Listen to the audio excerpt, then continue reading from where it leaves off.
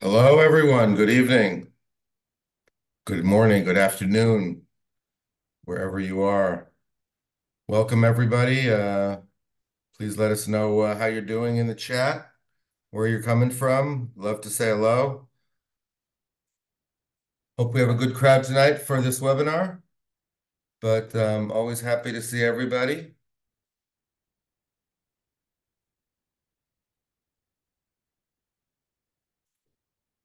Hi, Adina. Hello, Michael. Norman Abramovitz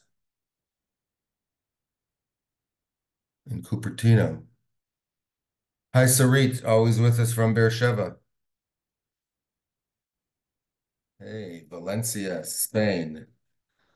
Love the international components of these webinars. Welcome everybody who's just joining us. We'll get going in a couple minutes here as people continue to join from all over the world, Cape Town to Los Angeles and New York. Hope everybody is had a good Hanukkah, those who celebrate, and happy holidays. Moving into the Christmas New Year period. Hope everyone's having a good December as well as can be, as we say, as well as possible. People don't even ask each other how they're doing anymore here. Hi, Nathan in Santa Fe, Farmington, Michigan. Great to see everybody from Germany and Spain and Maryland and Tenafly.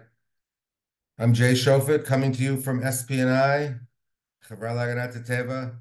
Welcome to this webinar on SPNI's emergency response to the war situation we're facing. SPNI's had a vigorous and dynamic and I think very important emergency response made possible by our generous supporters. Thanks to all of you. Thank you for joining tonight. I want to thank especially our hardworking volunteers, board members in the United States and Canada and England, our compatriots abroad for their ongoing support and especially support in these tough times. Getting going with in just a minute or two. Uh, David Amichai, as usual, is doing back office here. Thank you very much, David, from his home in Jerusalem. I'm coming to you from my home in Tel Aviv. 8 p.m. on day 70, I believe, of this war. Or correct me if it's day 71. I forgot to check that. Um, and they're all kind of blurring into each other. Welcome, everybody. People are still joining, so we'll give it just another minute or so, and then we'll get underway. Good morning, good evening, good afternoon. Hi from Brooklyn. Hi, Barbara, Diane, Ronnie, everybody. Great to see everybody here on the on what has become an aspirationally bi-weekly webinar series, live webinars coming to you in the world from all of us in Israel, SPNI professionals, and occasionally some outside guests, keeping up to date on the environment in Israel, what's going on here, and the environmental movement, what's going on in nature conservation, and especially in the recent period, what's been going on here in the war and SPNI's, especially SPNI's emergency response. 2 weeks ago, Lawrence Casimir, my colleague, did a webinar on the environment in the war. Very interesting. That is archived and on our website. We can direct you to the link, send you the link if you want. All about how the war has affected the environment, both in the Gaza environs and in the northern border, troop movements and fighting and the ways the wildlife has been affected and farm animals and pets as well. Very interesting webinar. And I'm going to follow that up today with a webinar on how exactly SPNI has responded to the war. It has not been business as usual here in any way. And I think we're going to get moving now. We're over 80 participants. We're live on Facebook as well. So let your friends know. You can send them this link or the link to our Facebook page and we will get underway. I'm going to share the screen now and Whoops. Are you not seeing the screen yet, right? David, I'm going to need you. Hang on. Screen sharing. Oh, of course, it's not even available on my screen. Of course, this is not working. Um, um,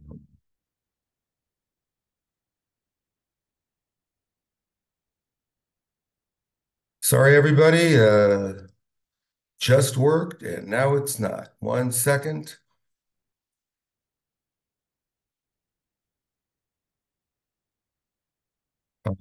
Hmm.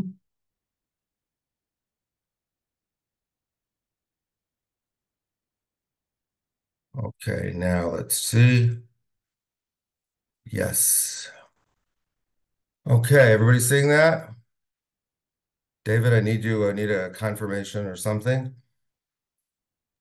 Yes, yes, we can see it very Okay. nicely. Okay, I got to do a slideshow here.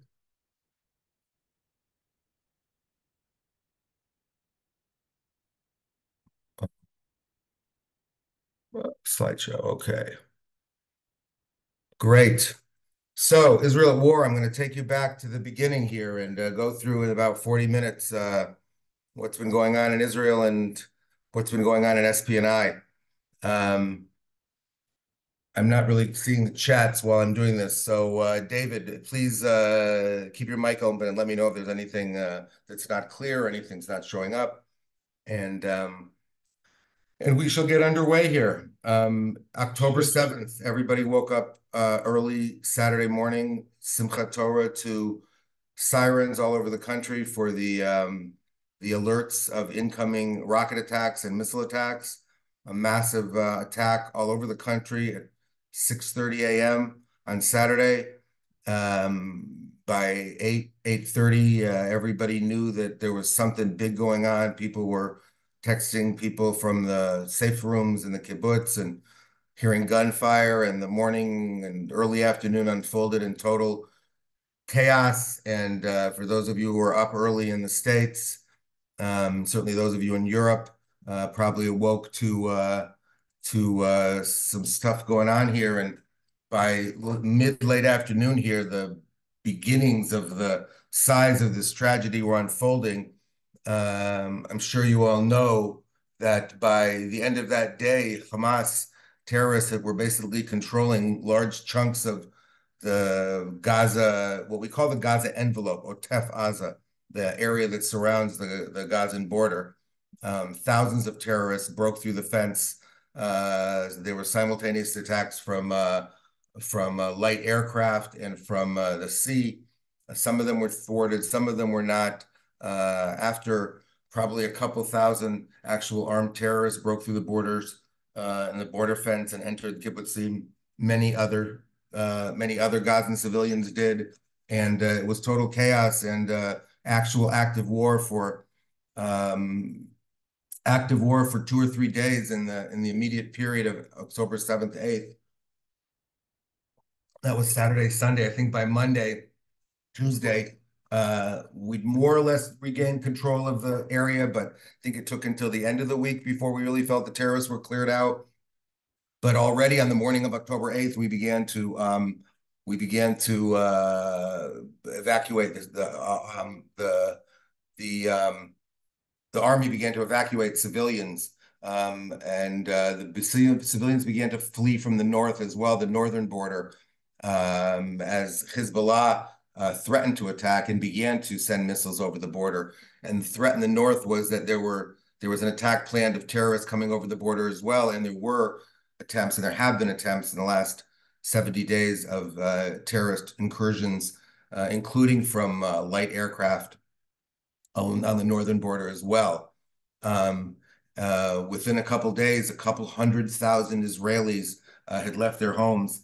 Um, More than half of them are still not back in their homes. Those that did go back were mostly on the northern border, but most of the Gaza envelope and the northern border, 20 or 30 yeshuvim communities within 6 or 7 kilometers, 3 or 4 miles of the Lebanese border, and of course the Western Negev around the Gaza border. These communities have been destroyed in Gaza, and they've just been abandoned in the north. There's a very heavy army presence. People who travel in the north say that you see army encampments and cannons and artillery and tanks and armored personnel carriers at every junction and on the outskirts of every community up north. So things are totally on a war footing. 360,000 Israelis were called up to reserve duty in the north and in the south and in the center of the country in the West Bank. I haven't heard of people being released yet from military duty. People are going home more often, but there are a lot of people who have been in the army now for 69 days, 70 days, and in addition to the personal traumas of the economy is suffering and the country is just can't go back to war. It can't go back to a real footing, a normal footing until not just everything is rebuilt and people are back in their homes, but until the soldiers are home and people are returning to their jobs and organizations, big and small, and businesses in the civil service, etc. And SPNI has been affected as well by really the terrible tragedies that have taken place here. Before I get to that in the next screen, I'll just say that I mean everything changed that moment in terms of the priorities of what we're doing on a regular basis. It was truly a chance of a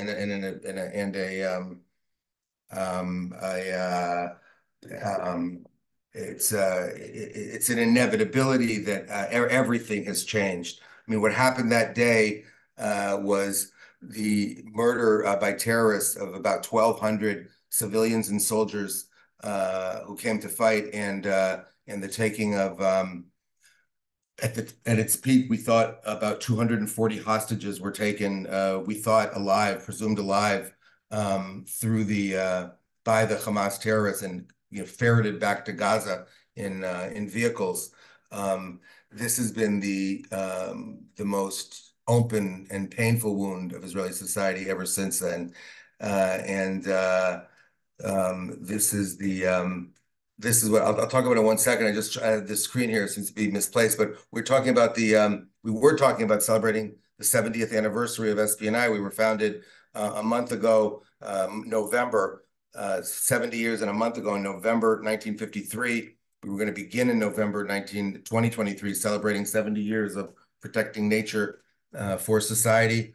Those events and what you see on the screen here, plans for gala events in March of 2024 have been put on hold. They've actually been canceled, and we're now currently looking at how we're going to mark the 70th, not exactly celebrate it, but how we're going to do that, and we're going to do that by continuing to do not just what we've done in this emergency response, but to protect nature in every way we can. This is a view of our wetlands rewilding project, one of our most important projects at Far Rupin in the Jordan Valley, and as we say in a very tough segue, we'll move to SPNI, how it's been affected. I'm not going to go through all these people, but these are all members of the larger SPNI family, our staff, our volunteers, our board members, our former staff members who have been deeply affected.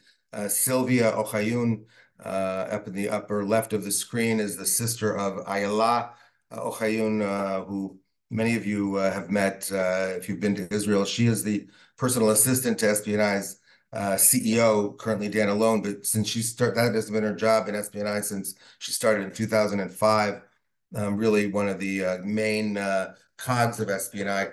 Her sister was presumed taken hostage, but actually her remains were found, and she was identified a couple weeks after the war. Sergeant Adam Agmon here is the son of our director of the Haifa community, Oren Agmon. Some of you have met him as well. He's a soldier who was called up to reserves and died in the fighting on October 7th, rushing to the aid of the Gaza communities.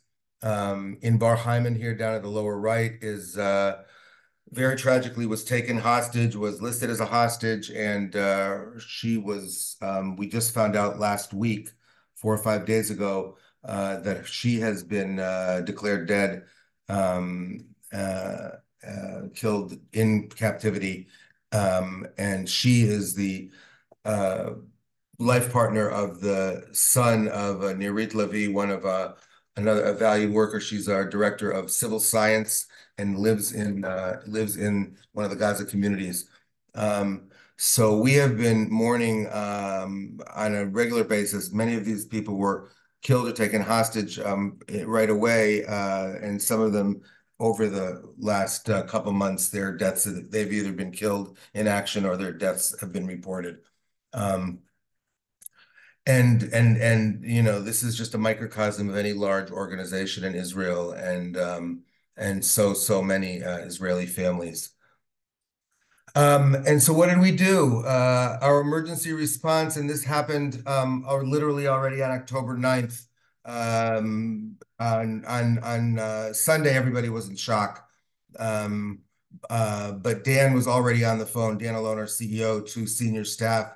And on Monday, people were already at work preparing field schools to accept families that were coming in from the being evacuated by anyone and everyone, officially the army and the rescue services, and being directed to some degree by the social welfare services. But basically, people were going anywhere they could. Hotels were filling up in a lot in the Dead Sea, and our two southern field schools in Eilat and in Mitzpeh Ramon immediately threw their doors open, and each began to house hundreds of families over the course of the next month. Basically, these were never thought of as permanent shelters for evacuated families, but as just a place to get their bearings while they're getting settled or before they're actually settled and decided on a hotel and where the community is going.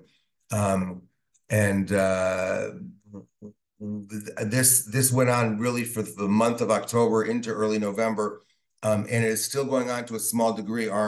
Um, our field schools are open, all of them, all of them that have ability to be stayed in have been open for free respite for families as they need it from the north and the south. Um, and we opened these field schools with everything we had and a lot more, and we're helped by so many other organizations in Israeli society. Um, we provided full board and cleaning and laundry services. We had a special room for mothers and babies. We arranged for on-site doctor visits and visits with social workers. We had babysitting services, and we did this all really with a lot of love. I mean, our staff was fully mobilized. Um, our staff that was available. For example, our Engedi Field School during those first 3 weeks was not open because the director himself was in Army service, and a couple of the other key workers were also there, and we just didn't have any free key workers to be able to do that job. So unfortunately, Engedi was sort of shut down for the first few weeks, but that's changed as well, and I'll talk about that in a second. Um, our field schools have really been the backbone of a lot of the activity that we've been doing. Um, um, okay. Of course, we provided on-site and outdoor, where possible, educational respite for these families, hundreds of families. Um, that meant taking them in Mitzpeh Ramon to the alpaca farms, doing stargazing, kumsitz, bonfires at night. In a lot, we took them out to the beaches and walked around a little bit. And showed them, of course, the birding sites, our incredible birding center in Eilat, where we couldn't go outside. Our educational coordinators and our gap year volunteers. SPNI has about 80 gap year and national service volunteers, people doing their pre-Army service and sometimes their national service instead of the Army in educational institutions, and it includes us. Any given time, a lot of these people are sort of on vacation or they're circling through other commitments they have this year during the year. But we immediately mobilized all 80 of them, and they filled a crucial role in dealing with especially the little kids in all of our field schools.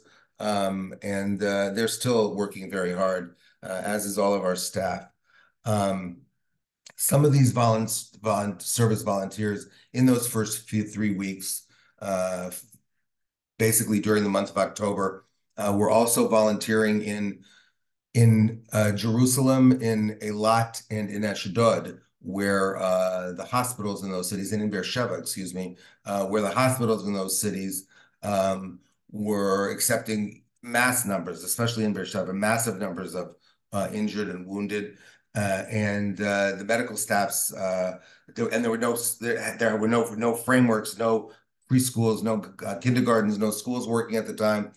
Our staff was providing babysitting services for essential medical staff so that they would be freed up to work, sometimes late at night till early in the morning. And again, these shinim, as we call them, our gap year and pre-army and national service volunteers, really handled and are handling a huge workload.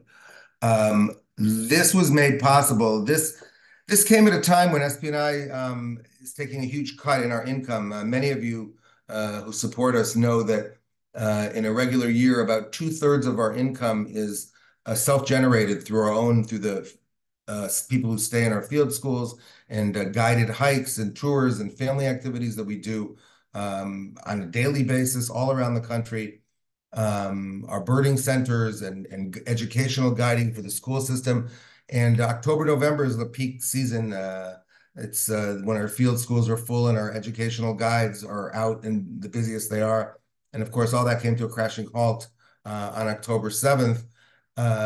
So it was a huge income cut for us. On the other hand, the field schools were all overburdened, incredibly, using up a lot of resources. And we managed to raise a lot of money. We thank you for that. We did an emergency campaign. We already launched it on October 10th, and we closed it about a month later, and we raised about $400,000. The bulk of that from North America, the bulk of that from small donors, a few large donations for which we're very grateful, but thousands. Almost over 1,000 of you came out to support us in this emergency campaign. We're very, very thankful for that. And we've been raising money since then as well. I'll get into that a little later. We're switching gears in what we're doing in our emergency response, and our campaign work reflects it as well. What happened from October 7th or 8th is that our three of our four northern field schools became inundated with soldiers who just showed up. Their units just showed up starting on literally the evening of October 7th. The mobilization was immediate, and units of reserve units of 60, 80 soldiers were showing up at bases that didn't have room for them.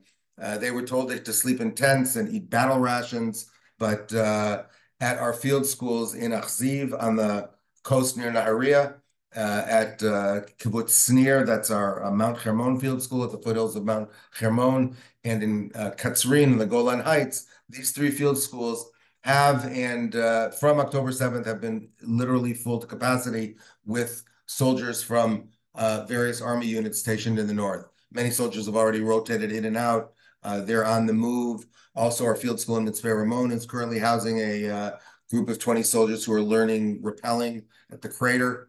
And so they also, instead of sleeping in tents that the Army provides, we provide a warm bed and a warm shower, place to eat, gather, clubhouse. We occasionally throw a hafla for the soldiers, sort of an evening barbecue for respite, and also try to entertain them when we can. And this is something which we're getting no money for. We're not raising money to support this. We're just offering the cleaning and the laundry services, and whatever we can do to ease the burden on our soldiers. Our birding sites, especially in Jerusalem at the Neely and David Jerusalem Bird Observatory, are open and very active. Um, we've been hosting people dawn to dusk in both of these sites, groups, individuals, schools that are sort of slowly regrouping. Schools have been, Israel is in some parts of the country, they've been open mostly. Some parts of the country, they've been not open mostly. Some are on some hybrid Zoom program. It really feels chaotic in terms of what's going on in the school systems. But in terms of informal education, and where we can, our birding sites are another huge backbone of our outdoor activities. Um, one interesting development that I alluded to before is that now three of our field schools are actually pop-up public schools of the Israeli school system. In En-Gedi, which was, mushbat, or, basically shut down for the month of October, it quickly geared up. We geared up with our director there, still in his army service, but we geared up together with the organization Israel and under the auspices of the Ministry of Education to be the public school of Kibbutz Be'eri, the elementary and junior high school levels of the evacuees of Be'eri who were evacuated to the Dead Sea and Bokek. It's about a 20-minute drive from our En-Gedi school. I understand some of the school staff is staying in En-Gedi at the school where the kids come and go every day. But the campus of the field school is now the campus of a public school. The same thing has happened in Eilat. It's the campus of the regional school of the regional council of the Gaza envelope, and in Chatzeva, our school in the Arava, that has become just recently is being transformed, has been just transformed into a campus, a residential school for kids in 11th and 12th grade to complete their Bagrut exams over the coming few months. The Ministry of Education realizes that these high school kids, school is not going to be functioning for a lot of kids, both in the north and in the south, and we don't know until when. And they have to take Bagrut high school matriculation exams at the end of 10th, 11th, and 12th grades. And so a group of these kids who the Ministry of Education from the Gaza envelope and from the north, who the Ministry of Education thinks can best benefit from a residential educational setting and do well away from their parents and families. This group of kids that will be studying at the Chatzeva school under the Ministry of Education auspices. Some of the pictures, this is from En-Gedi. A lot of equipment was brought in to turn them into classrooms. Security was beefed up. And we now have a new focus. Now that we have, so just to give you a picture, we have one of our field schools, Mount Meron in the north, has been under Hezbollah shelling from day one. And so that was never opened. But the other 8 field schools, so 3 of them are housing soldiers, they're still housing soldiers. 3 of them are housing public schools, pop-up public schools for the Ministry of Education. And the other 2, the ones Mitzpeh Ramon and Alon Tavor in the Lower Galilee, are actually open for business. Some Israelis are just looking for respite on weekends or during the weeks if kids don't have school. And again, where families need it, or where groups need it, we are still hosting them for free in these 2 field schools, doing all we can in every way. Moving right along, I mean, our new focus is on nature and health. Nature heals. I mean, that is the new slogan, the new guide words that my staff and I, and so much of the staff of SPNI come to work every day with that on our minds. We've mentioned it before in webinars and in our materials, but to recap, it's scientifically proven by Western medicine that being in nature, spending time in nature, lowers your heart rate. It reduces the symptoms of stress, anxiety, and depression. And we are a nation. Israel is a nation right now under stress, fighting depression, and with a lot of anxiety. a lot of uncertainty. And and one of the solutions to this is getting Israelis out to nature. Uh, the just for your knowledge and to compare, for many years now, starting with the state of Vermont in the United States, 35 states have programs whereby um, physicians can write prescriptions to get you free entry into state parks, to be able to spend time in nature for your mental and physical health. And this initiative was started during COVID in Canada as well, in British Columbia, and now there's a list of physicians, family health physicians, mostly in Canada, that can do the same thing, write you a prescription to get you free entry into a provincial park. And Israel doesn't have a program like that yet, but we are that program. We are doing everything we can to get as many Israelis out to nature for as long as possible as we can. And we are doing this in several different ways, in several different sorts of frameworks. Um, we are working with newly at risk displaced youth, wherever they are, in their hotels. These are youth that haven't, many of them, and especially high schoolers, have not been to school in over 2 months, or if they have been, it's been very sporadic.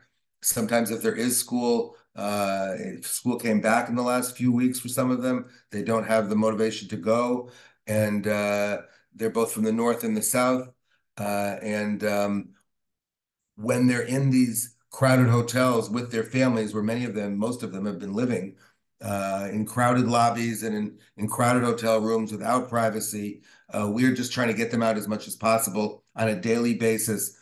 We do local educational activities at the centers that they are in, the Dead Sea and Eilat, on the Carmel Coast, and in a community called Shfaim, and now they're moving to apartment buildings in other communities. We are sticking with these kids, especially the youth, or with a focus on the youth, to get them out to nature in day trips, and even, for hour long, for a few hours, and especially in a really important 3-day outdoor camp trip, camp challenge, sort of like an outward bound type camp that I'll talk about in a second.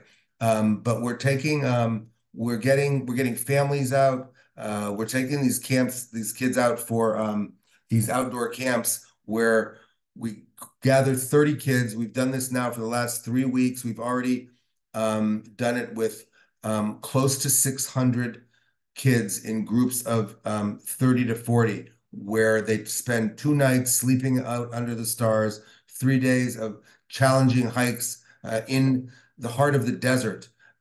We challenge them physically. They're there without cell phones. Parents were reluctant to let the kids do this at first, but turns out that immediately after we got the first one done, the rumors spread that this is the best thing the kids have done for 2 months. It is absolutely a blessing that they can go out and feel like kids again. They chat and they sing, and for the first few hours, they're wondering, it seems like a hard hike. But again, no cell reception, and with kids, some of whom they know, some of whom they don't, and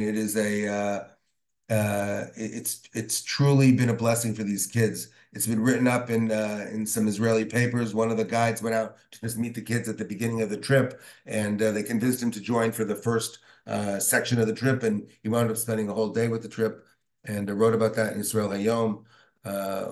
Recently, we're going to get that article translated into English as well. Um, and the word is spreading like wildfire among the teachers in the schools of these sort of 16 to 18-year-old youth from both the north and the south. And we hope to bring at least another 600 of them over the next few weeks. And we are also have just raised some money, and we'll probably be trying to raise more money in order to do this, not just short term, but long term. And we've already we have one donation from an Israeli company that will allow us to have a year-long program of outdoor nature events with these kids who we met now in these first 2 months after the war. So we're very happy about that and looking to expand our long-term programs.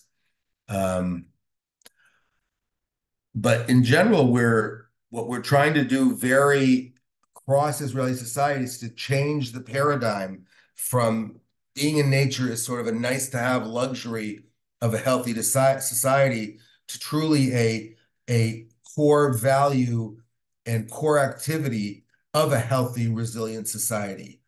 We're looking, so I mentioned, we're meeting people, teens, and not just teens, families with young kids, older people, middle-aged people at these hotels where they've been evacuated to, and getting them out for day trips.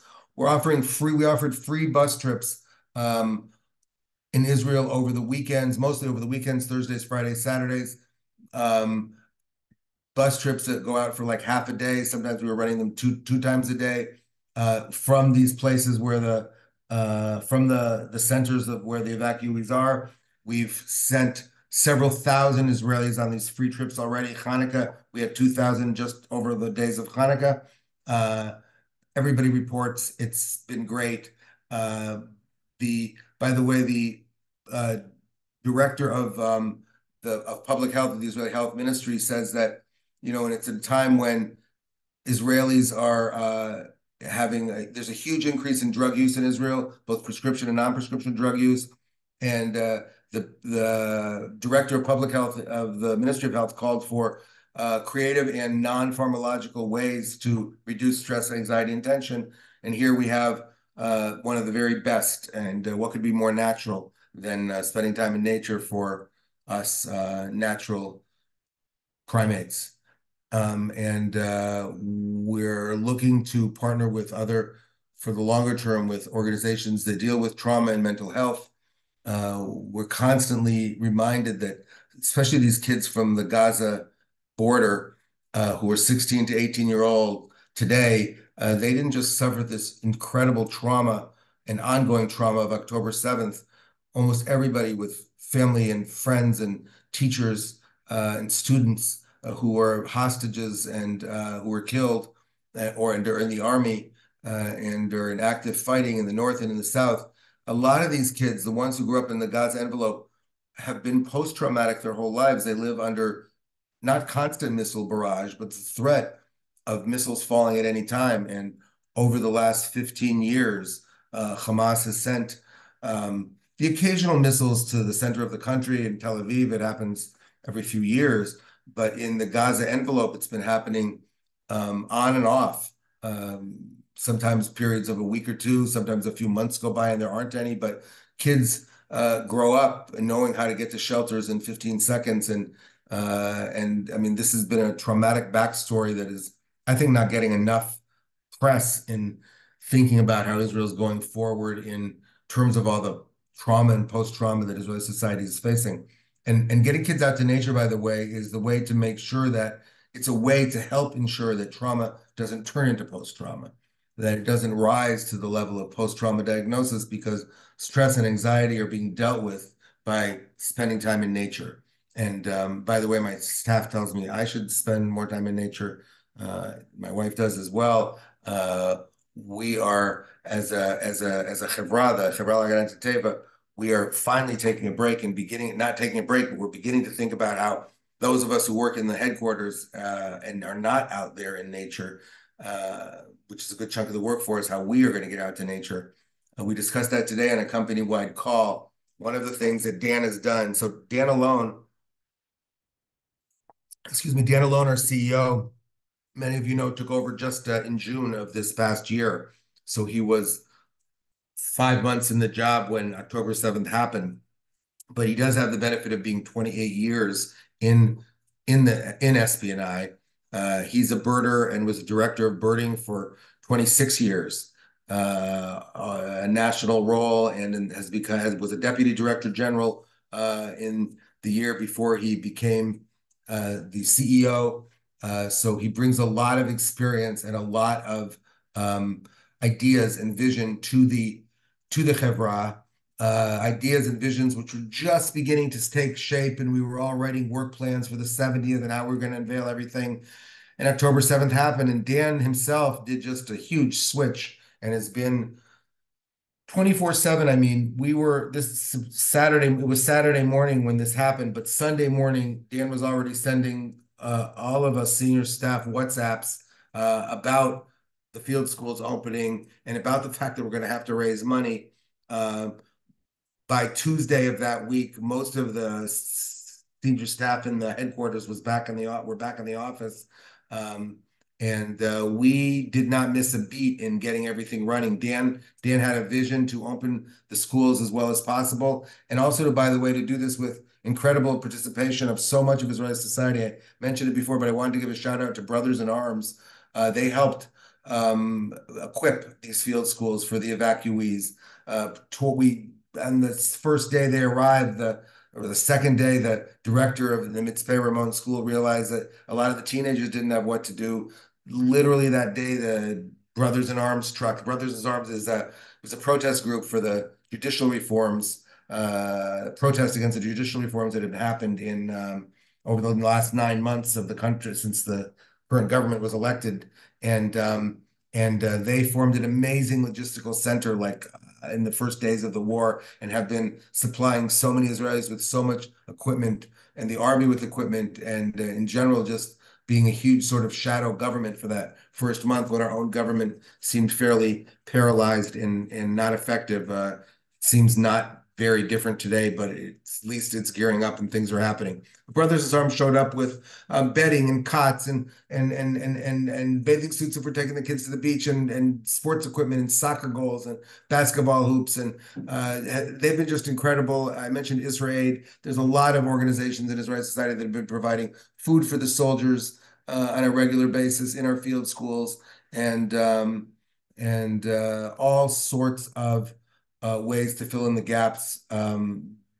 Civil society fills in the gaps for things that the government really should be doing but hasn't done. Um, but the paradigm is nature is not just nice to have. It's critical to the resilience of a society.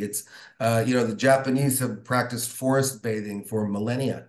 Um, and it's today the Western medicine realizes that there's something to this. Uh, Nature is in many ways where we're meant to be. Many of us live in cities, and we feel good about it. But even in cities, it's important to have nature. Our urban nature sites are among the most important and, I would say, popular things that we do. When other cities see what we've done in Jerusalem with Gazelle Valley and the community birding site like the JBO, they want it too. And just today, I learned on a company-wide Zoom that many cities are finding little places where in their cities they can find little spots. Because if you've been to the Neely and David Jerusalem Bird Observatory, you know it's an acre. It's about an acre and a half, the entire site. So even small areas can have incredible bird hides, and people can really enjoy it. And urban nature is really kind of taking off in Israeli society now. Amir Balaban, who many of you know, has been pushing that with his great staff, and so we're showing nature as a place you can go to. It's also, but out of town, but it's also something you can do in town. Um, it is. I mentioned the company-wide Zooms. Dan started that on the Sunday after the war, every Sunday morning, 10 o'clock. Dan updates us on what's going on. He always has one or two people updating on what's going on with our emergency response, the response that I've just told you about. And in the last few weeks, he started another tradition on these company-wide Zooms, which have over 100 of us every Sunday, despite people are still doing their regular jobs. It's important to get updates, see everybody. We're also talking about SPNI's historic, internally for now, we're talking about SPNI's historic successes and achievements over the 70 years. So he's had somebody talk about what we've been doing in the Arab sector for many decades now. And today, Alon, who many of you know, Alon Kasalu, who was a longtime director of the JBO, Jerusalem Bird Observatory, talked about the history of the JBO and what it does today. We've talked about the history of urban nature, how that developed, and so we're all learning. We're all taking this opportunity to get updates, very important updates on our war response by learning some of the history of SPNI as well. Um, there's so much. There's so much ahead. I mean, Israel's just everything is feels so on hold because of the hostages. 129 hostages are still, I think 129 are still, we think, are still alive in under Hamas or jihad control in Gaza, and and that really feels like until that happens as a society, we're never going to be until we get them back. Things are never going to be normal. Everybody sort of walks around under a cloud, and the SPNI family feels that as well, both on a personal level and on a societal level. Um, this uncertainty is something I wrote about I just learned about, and I wrote about in my Thursday note to you all about anti-fragility, and that some organizations and systems are anti-fragile, which is not just that they're sturdy in times of crisis and uncertainty, but that they actually respond well and evolve and meet the challenges creatively. SPNI feels like it is an anti-fragile organization at this time. Feels like we've met these challenges with an initial response to the evacuee families that was just being embraced with love, and an ongoing response to Israeli society at whole, and especially the most vulnerable members of society, within the circles of trauma and just utter horror that has been faced by Israelis, the ones at the Gaza envelope, and then ones in the northern border, but then the families of those people and the families of the people in Miluim. Of course, many of soldiers have died and are dying on a regular basis here. But and everybody who's got fathers and brothers and sisters, women are fighting in combat now for the first time in Israeli society. It's another big first of this horrific war. Um, and all of those circles of trauma need to be offered the opportunity and encouraged to spend time in this incredible country that we have. The picture you're looking at now was taken this week in Emek Hamayinot, the Valley of the Springs, and right near our wetlands rewilding site at Kfar Rupin. And the birders are out and about. Bird migration has been we're past the peak now, but we've just had a successful bird migration of another 500,000,000 plus birds over Israel. And all of the other challenges continue with rewilding and marine protection, our marine protected areas, and rehabilitating Israel's rivers, and environmental education for all the sectors, formal and informal.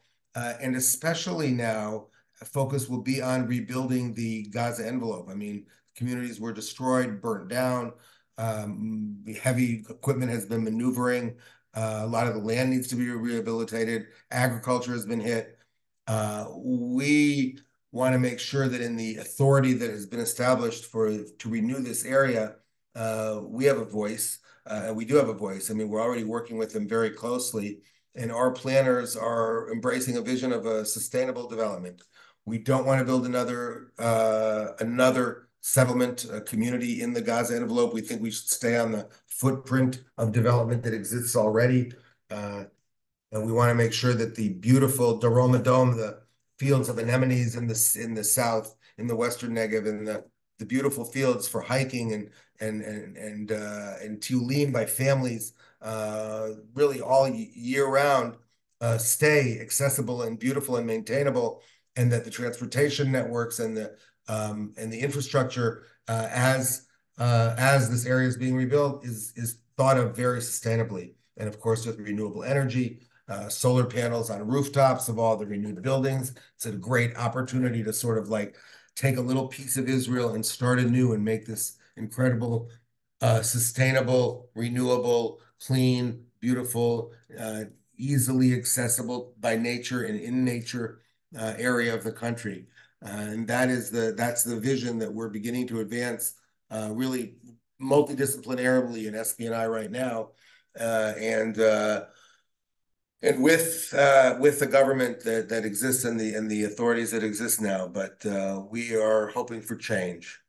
Um, I think we'll end, David, if you could show just there's a little video that we made over a month ago at the end of our October campaign.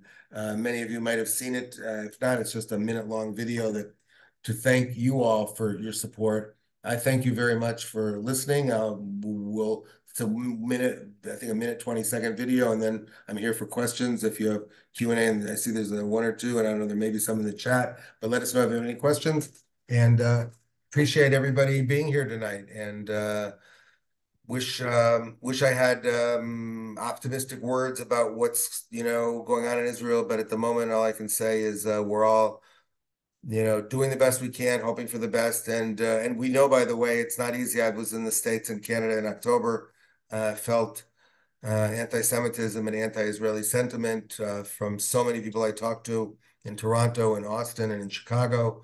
And we're all just bewildered and befuddled and pained and deeply pained by what's going on here and in the world.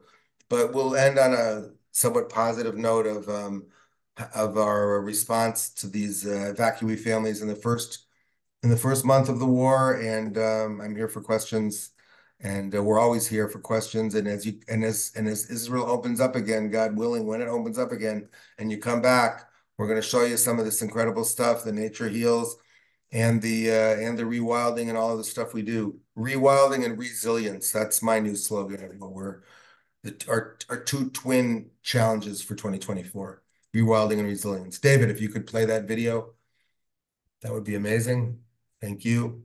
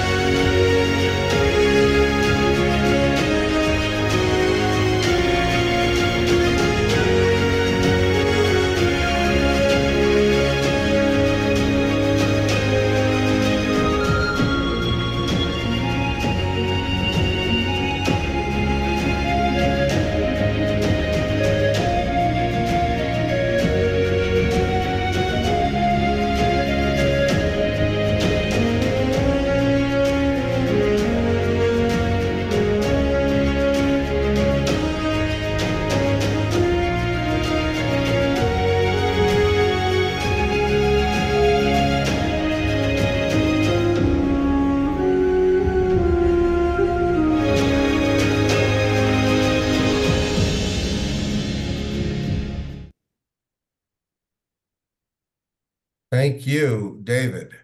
Thank you, everybody. So I see we just have one question here in the Q&A. I haven't seen if there are some in the chat as well. Ellen asked about evaluation of our nature programs. And yes, you asked a great question. We discussed it today in my staff as well. We are currently interviewing people who can evaluate these programs, but epidemiological research is something we haven't spoken about. I will bring this question to them and to our evaluators, and I think it's a great point. But yes, we want to be able to show scientifically that this is helping, and not just anecdotally, and how people are already reporting, and we're all doing that kind of evaluation. But we want to be able to see it better. Copy of that video to share. Yeah, I believe it's online. I'm sure that we can get it there or get you linked to it ASAP. It's a YouTube link. So David may even be able to put it in the chat and you can Yes. get it. Yeah. In terms of volunteer opportunities to come to help SPNI, we're really not set up for short-term volunteers. There's so many organizations and businesses, farmers looking for volunteers now. There's a link on Israel 21C. There's a few links I've sent around to people, including medical professionals. The Ministry of Health now has a way to get, they don't usually allow medical professionals to volunteer in their professions, but they have now a way to do that in the Ministry of Health. That link is on the Israel 21C site as well. Yeah, we have a link to the video in the chat. Thank you, David.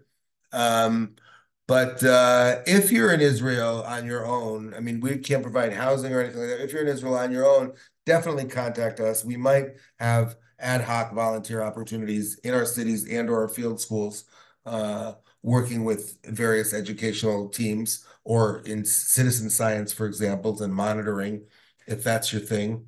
Oh, retired. Oh, you are a retired epidemiologist. That's Ellen. Be in touch with us, please. Great. I see you have your mail. We will we will be in touch. Other questions here. Everybody, thank you so much for all your thanking.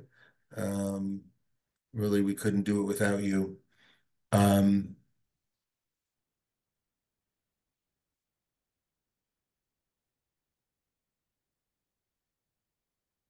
Brett, just thanking us. Are we planning a trip in March, April? Yes, Sharon in Detroit, I believe. Yes, we do. We just discussed that a couple days ago. We have not canceled that trip yet. We have a few people interested, and at the moment, and actually, I just talked this morning with the director of our tour operator, who himself has been in Army duty in Gaza for the last 2+ months. Um, they're up and working in the hotels. No, nobody knows so many hotels now are full of hotels here teams are either full of evacuees or sort of like on half staff. But March, we're hoping things are going to be normal. We know there are other things planned in March, and it looks like the March, I mean, at the moment, the March trip is still on. Probably make a final decision in, I would say, first week in January or something like that. But yeah, if you're interested, end of March, beginning of April. Um, and then we'll see. Then it looks like we're going to be having a solidarity trip in September. Those dates will come to you as well, and maybe some other things, maybe other trips during the year. But if you are coming to Israel on your own or with another community group doing a solidarity trip, we will be offering nature experiences, nature modules of everything from a couple hours to a full day, where if the whole trip can join, or if you want sort of an on-demand, tailor-made experience on your own before or after, if you're here visiting family. We have new staff devoted to it in new creative ways, and we will be together with our partners, Nature Israel and the States of Canada, rolling out for you new ways to engage with us in Israel on short-term basis. So. We are looking forward to that. How can I project your program IRL onto my TV? For Lori, I can't help you. Maybe our David in our back office can help you if you write us, or we will try to write you. Thank you, everybody. Yeah, flooding the tunnels with seawater. Ellen, I guess, asked about that as well. Yeah, this has come up. It looks like, I mean, the Wall Street Journal reported that it's happening. It was also reported that Egypt did it because Hamas built tunnels to Egypt. Egypt wanted to destroy in 2013 and 2015, and they apparently destroyed tunnels that way. It's a good question. Hi, Bill Cunningham. Hope you're still here. Good to see you, man. I know that there's some ecological issues about groundwater pollution, contaminating the aquifer, in addition to other issues around the seawater. But I don't know. I mean, I haven't been following it very closely. Um, Hi from Pittsfield, Mass, near where Billy and I grew up. Guys, are there any more questions that I'm missing? I'm not seeing anything. And we're at the hour. So, hey, Billy. Israel 21C is a website, mostly good news from Israel kind of thing. Check it out. And if you Google volunteer opportunities in Israel. Now I'll get to a link from 21C where they've collated a whole lot of organizations, links to organizations that are accepting volunteers. Everybody, thank you so much. Really appreciate everybody's time and support and engagement. It warms our heart here in a time when we need all the heartwarming we can get. Would love to take you out to see some Israeli nature. Heck, I'd love to get out and see some Israeli nature. It's ironically among the busiest times of my professional life here. I've, really never seen an organization work so quickly and so vigorously and so professionally to do so much for this country. And I am so proud to be part of SPNI, and I'm so grateful to all of you, and so proud to be part of this global environmental protection community. So thank you very much, everybody. Thank you, David at home.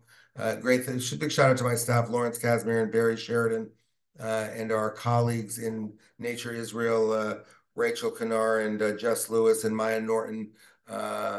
Really great staff. It's been a great staff to move forward the development aspects of our programs and sometimes even the programmatic aspects. So thank you, everybody. Great seeing you, and we'll see you in, I think, 3 Sundays from today. What Dan Alon is doing in early January, a webinar on his perspective and SPNI's challenges for 2024. So stay with us, stay tuned. We'll be letting you know about more webinars coming up, and it was great to be here. Thank you very much, everybody. Have a good, whoever had a happy Hanukkah, have a good end of year, Merry Christmas, Happy New Year, and we'll be in touch. Shavua Tov.